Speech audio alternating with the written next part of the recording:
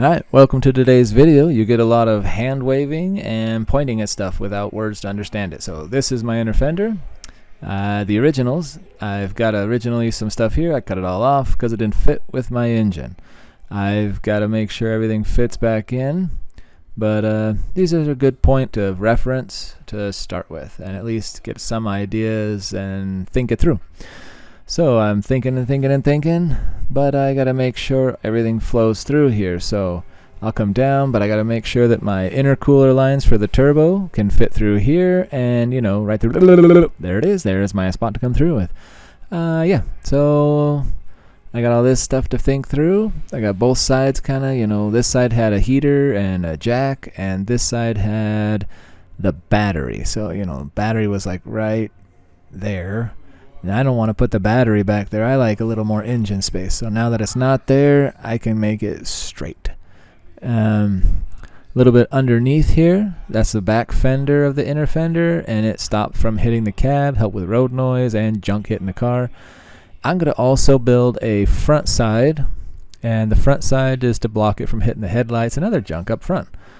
Yeah, kind of a smart thought I had, because everything there was caked in mud. Now you can look through the headlight, you can see that the back fender and inner fender is the goal of today's video, and I'll show you how I built my stuff. And this one's a little bit more representative. You can see how much fatter the back fender is. I'm going to do it all in one piece, more like that. But before I can get going on building stuff, I've got to build a brake. So this is my brake, and this is my brake, and this is a brake, and that's a brake. And I magically had all these thoughts in my head as to how I could take this angle and this C channel and that C channel and this frame piece and these random pieces and this random thing and some pipe and some such and build this amazing 4-foot brake. Well, I did. So here's the done product. It's not perfect, but 4-foot brake, braced it pretty good to help hold it stable and steady. You tighten it down, put your steel in there, bend a piece of steel. So, not perfect, but success. I built a tool that I can bend my 4-foot sheets with now. And now I got my sheets to work with. So I got this piece here. This is the inner fender. I've traced off the cardboard onto the steel, and I don't care about this little section. It bolts to the little bodywork, so not a big deal. This is my cut lines, my bend line and bead roll lines, and cutout for the intercooler and whatever. So now it's time to grinder. Grindered out some stuff here. You can see how it looks, all cut out and cleaned up, ready to go. So after you cut it, bead roll. Bead rolled this whole section, nice and pretty. And now to use that fancy tool I got, boom. You can see now I've bent it in 2 spots, one that comes up under the outer fender and one that comes up like down, and I gotta do one more bend, but I had to get those 2 bends to get to see where this bend goes. So I gotta bend this piece out a little bit, just flare it out. I got plenty of room for that intercooler. It all turned out pretty sweet, to be honest with you. Nice straight, and I got the hole back there right here for the hinge. It's looking pretty good. I got both sides done. You can see my fancy intake, another video on its way. And yeah, so with those done like that, then I took and I put that little bend on it. Now you can see a little flare to it. It's all bolted in now. This is looking pretty good to me. Oh, look, junk on the ground. Yay! So you look at it here. That's got the bend to it. It clears the intercooler with plenty of room. It's bolted into the fender to the fender, inner to out, whatever. And I gotta build a piece that goes from here to the fender and misses the hinge and comes across. And so yeah, I gotta come across here. I'll get that piece built, but I'm loving how the engine bay's starting to come together. I always pictured it in a red color, and radiator looked good to me, intercooler looks good, fenders look good, intake looks amazing.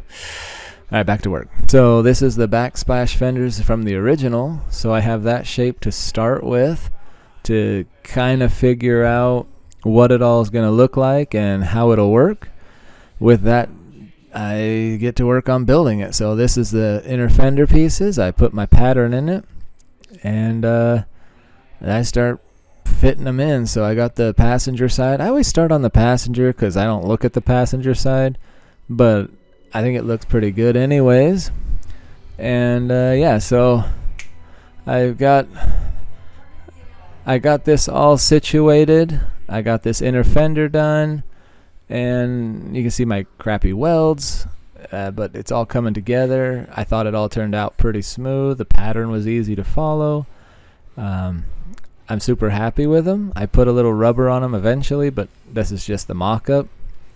And I'm talking in the video about a bracket I gotta build,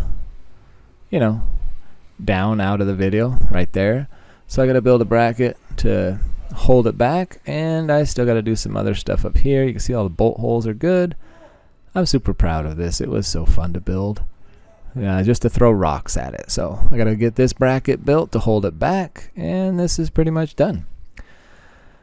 And now I got the other side mostly done. They both kind of mimic, both looking at the hinge section on this right now. So I'll jump over to Fender. Look at that. All beautiful and ground down, hiding my crappy welds. So there you go. Hinges are all good. The inner fenders are all good. They both look mirrored because they are. And now I'll just throw rocks at them as I drive down the highway and not care. So little bracket here and there, and it should be pretty solid. So with that stuff, now it's on to the more complicated thing, the thing that didn't exist, some sort of shield to the front. Everything just shot rocks at the headlights and the blinkers, and there was junk everywhere, like I said. So to build a new bracket's what I did. So I'll show you the process a little bit because I think it's fun. I basically learned this from a bunch of guys off of YouTube, Jap Hands, Krusty's Fab or whatever, and Half-Ass, and all kinds of people. So I just watch everybody. I just draw two lines using my level as a spacer sketching tool with my kid as a camera person looking at my elbow. Amazing sweatshirt action right there. And then I got this wonderful spacer gapper doodle called electric tape. And I use that just to hold a distance from the edge to kind of be uniform. Nothing's really exact because I can't hold a straight line on a bead roller. So I keep going around. I get a good gap on everything. I get super interested and super focused. Like, I don't think I focus this much on anything in life except drawing on a piece of paper. With this paper drawing skills, I am super proud of my kindergarten through 5th grade and the ability for me to use a pencil. So right there, I draw on the edges. I kind of radius them out, makes it so I can follow it with the bead roller a little easier, and it looks kind of cool with its rounded. I don't know how to make squares anyway. I like rounded edges. So get it all done. There's your pattern right there. And once you have the pattern all done, you got to cut those things out, and then you can trace it to the steel, but you got your fold lines. Let me draw this fold line in for you just so you can see for no reason. I already knew it was a fold line. And then you got like this fold line because it's at an angle, which is kind of a pain in the butt to guess the angle, but you hold it up there and then you kind of guess it. Then this is the bead roll section, so you'll cut those out. And yeah, that's how I build my pattern. It turned out real good. You see my kid's arm right there. And yeah, I traced it onto steel, duplicated it backwards for each other, and voila. They rounded a little because I didn't pre-stretch it, so oops. But I also don't care because it's a lot of rigid stuff to go down here to get rocks thrown at it. So now I slip it up underneath here, and once I get it underneath there, you can see that it fits pretty good, and I'm super happy with how it's looking. This is not the first try. This is the first video to try after it kind of fit. I got it held in place a little bit now with some magnets, but I got to put some edge guard around that pipe to make sure it's solid. Make sure everything's good to go. And once it's all good to go, I can get these fenders 100% done and throw rocks at them while I drive. So yeah, there you go. Let's show you the other side. So now through the headlight, you can see it'll be stopped. It kind of looks good. I'm super happy. You can look down the hole and see the inner fenders lined out pretty good. Build a little brackets and she should be pretty solid. So I got this one's in. I love how these have come out. And there's my brackets now. See those? I cut them out, bent them, and tacked them in. This thing's solid. You could throw rocks at it, and I will. And then this side also, brackets are in and done. Everything's looking right. You got the inner fenders here. I got to build like a guard here, but you can see I got my bolts there. Still got to work on this part. Lots of things to come. I got to figure it all out. I'm happy you guys watched this video. I hope you at least thought I was somewhat cool doing it, because I loved how these things came out. I can't wait to show you the finished product and a few of the other things I've done. You can enjoy a few hand motions here. Da, da, da, da, da. I'll see you on the next one. Thank you for watching.